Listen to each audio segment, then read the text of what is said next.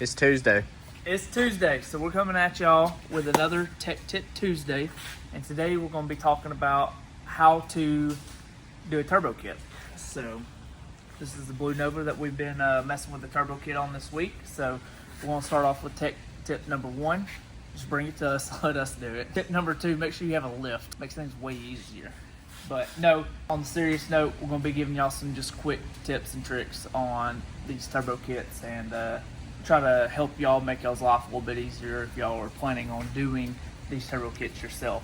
The main focus that we're going to be talking about though is turbo placement, because turbo placement is going to play the biggest role on how hard or how easy this turbo kit's going to be.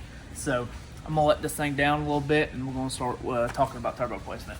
So like I was saying before, whenever it comes to turbo placement, this can either make your life very easy or very hard.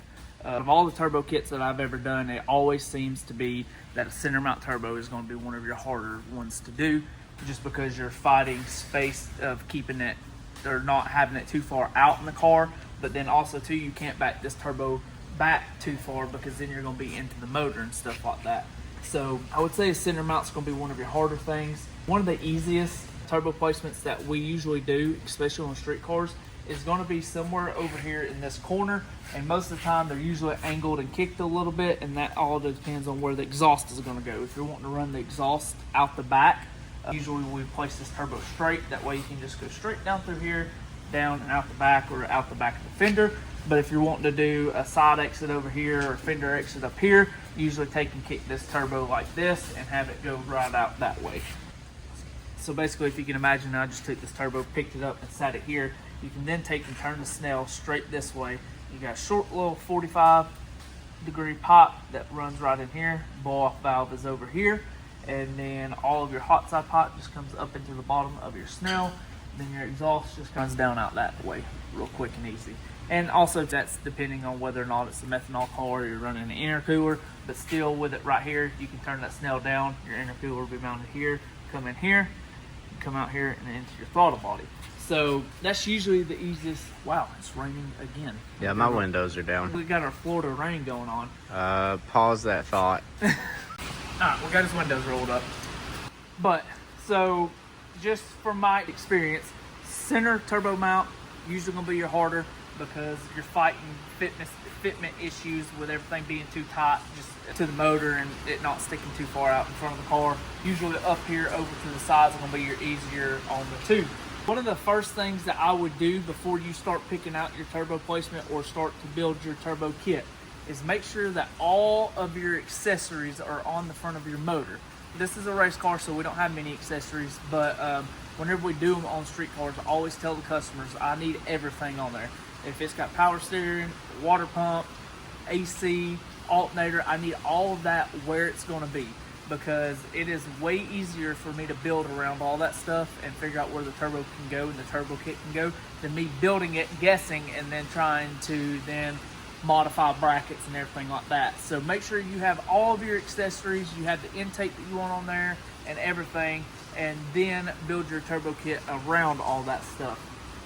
My third tip is going to be, especially if you're in a street car, but even the race car stuff, a lot of people don't think about this, but the height of your turbo plays a big role. Not only does it play a big role in just for transferring of weight, because obviously the lower this is, the lower it is, the lower center of gravity is on it, the higher it is, the higher the center of gravity. But the other big thing is your oil drain. If you don't have enough fall from this oil drain to your inlet on your oil pan, you're going to have oil that stays inside of that line and it's not going to drain back into the pan the way that it needs to. So therefore you're going to have to run a scavenge pump. So that's just one more system that you're going to have to run on your car to be able to make this work.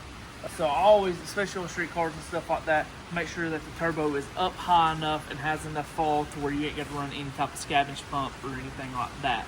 Most of the time though, if you're doing a side mount turbo like I was talking about, that thing is plenty of high enough and you have plenty of fall to go down in there. Usually this just becomes an issue whenever your turbo is becoming closer to where your crankshaft center line is, then you'll usually start having an issue there.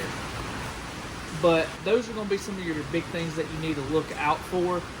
But there's also a few other things. One thing too is going to be material. the cheaper the material you buy, the harder that stuff is going to be to work with and is to weld. So I would definitely spend the money and buy good material.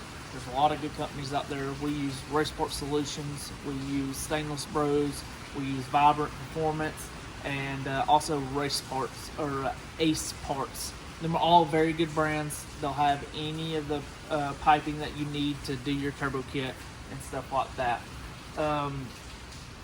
Yeah, so that's just a quick little overview of how to do a turbo kit. Or really the big thing on this one was just turbo placement, because that's really going to determine, like I said, how easy and how hard this turbo kit's going to be.